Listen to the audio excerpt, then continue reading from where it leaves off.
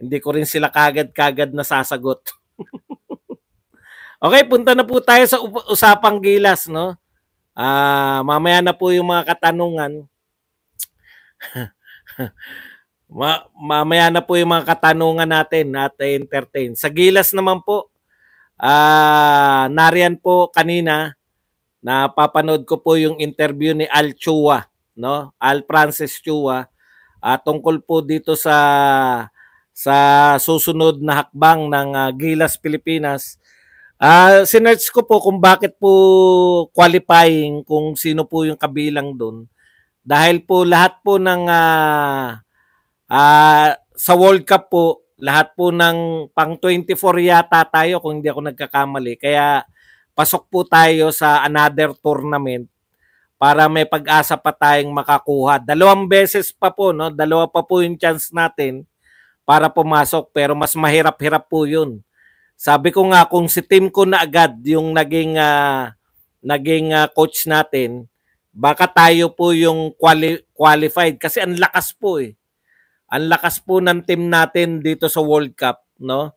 Nariyan pa si Jordan Clarkson. Ngayon sa katanungan po na kung sino po ang dapat mag-coach at kung sino po yung karapat-dapat nakabilang sa team.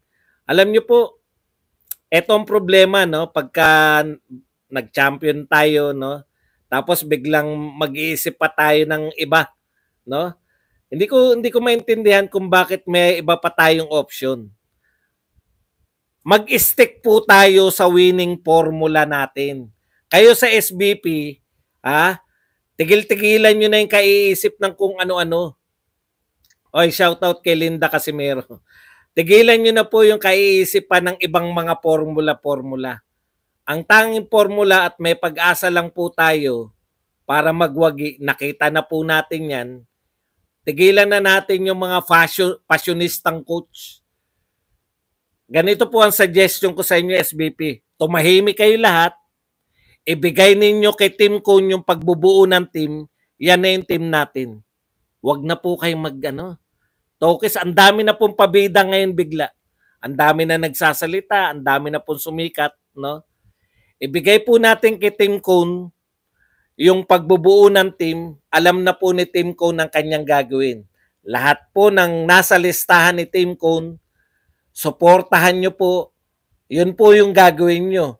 Pag halimbawa nagbigay si Team Cone ng 16 players, yun po ang trabaho nyo. Kung paano po babayaran, kung paano po yung 16 players na yun ay magiging available, yun po ang task ninyo.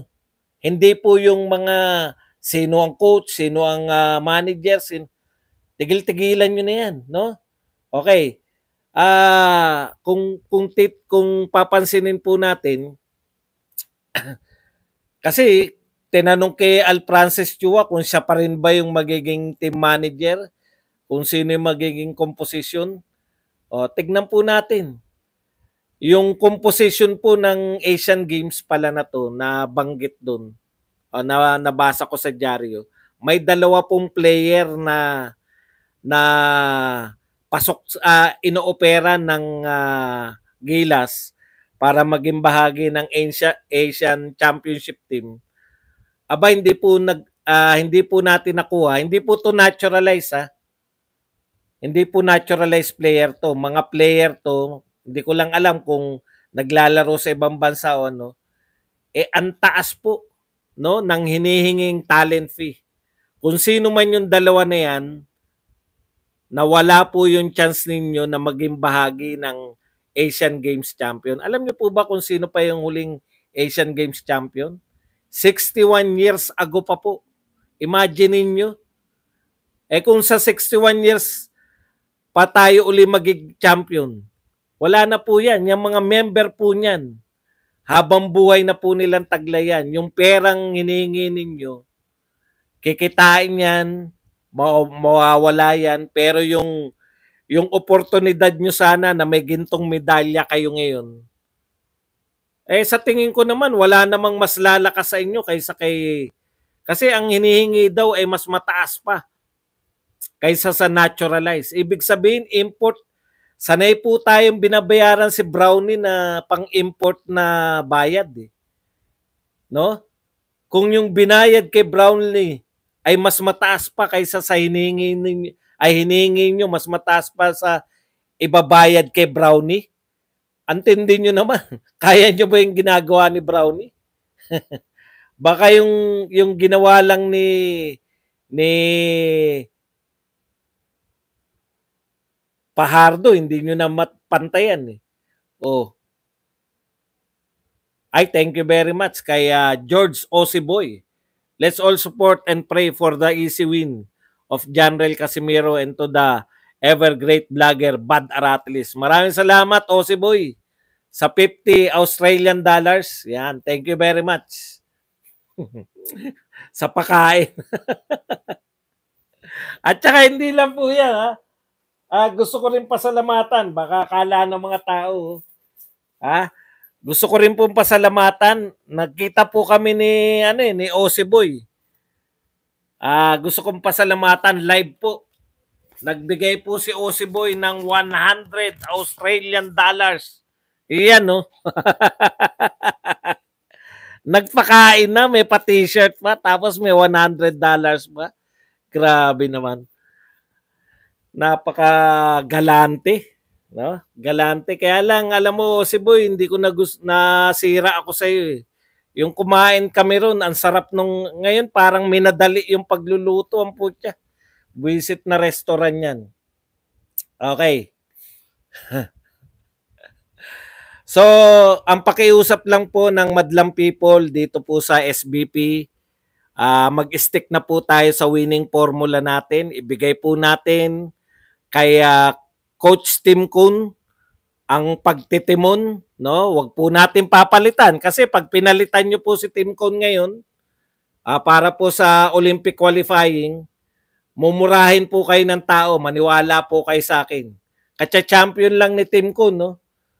Okay, ibigay po natin kay Tim Kun. Alam ko po mas matindi po ang mga makakalaban. Kasi po lahat po ng hindi nag-qualify, ganito po yung Olympic qualifying ha. Bakit ko po nasasabi na mas malakas po yan? Lahat po ng mga team na hindi nag-qualify, yung top 24 yata, top 24 teams na hindi nag-qualify, sila naman po yung maglalaban-laban para sa qualifying. Kaya mas mabibigat po to, parang World Cup din po ang labanan dito. Pinakamalaki na po yung chance natin, no?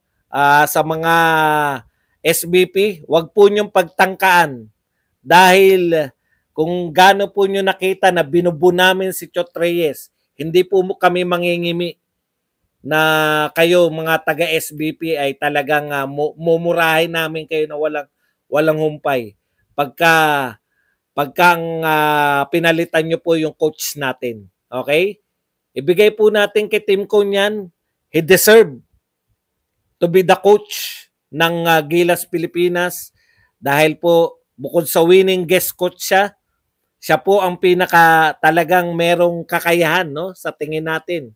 May kakayahan po talaga na magbigay sa atin ng magandang laban. Hindi ko po mahirapan po tayo, no? Unlike nung kung kinuha nyo na kagad si Tim Kun, mas maganda na po sana yung ating tsansa. Pero nariyan na yan eh. Kaya lang, wag nyo na pong tanggalan yung Pilipinas ng tsansa na mag-perform better, no? Okay. Punta po tayo rito, konting update po kay konting update po dito kay Manny Pacquiao. Ngayon po, formal na pong nanawagan yung formal na po nating in-apply sa IOC. Ito pong kaso ni Manny Pacquiao. Bakit po? Bakit po kinakailangan pang pag-approve ng kay Manny Pacquiao? Kasi po lagpas na po si Manny Pacquiao sa 40 years old na siya pong pinaka limit, no, ng mga lalaban po sa Olympics, lalo na po yung boxing. Kaya po siyempre pinoprotektahan po ng IOC, lalo na po sa boxing. Alam naman natin napakadelikadong sports niyan. Pero ang katwiran po ng natin basketball, ano bang natin, BAP pa rin ba? Basketball Association of the Philippines.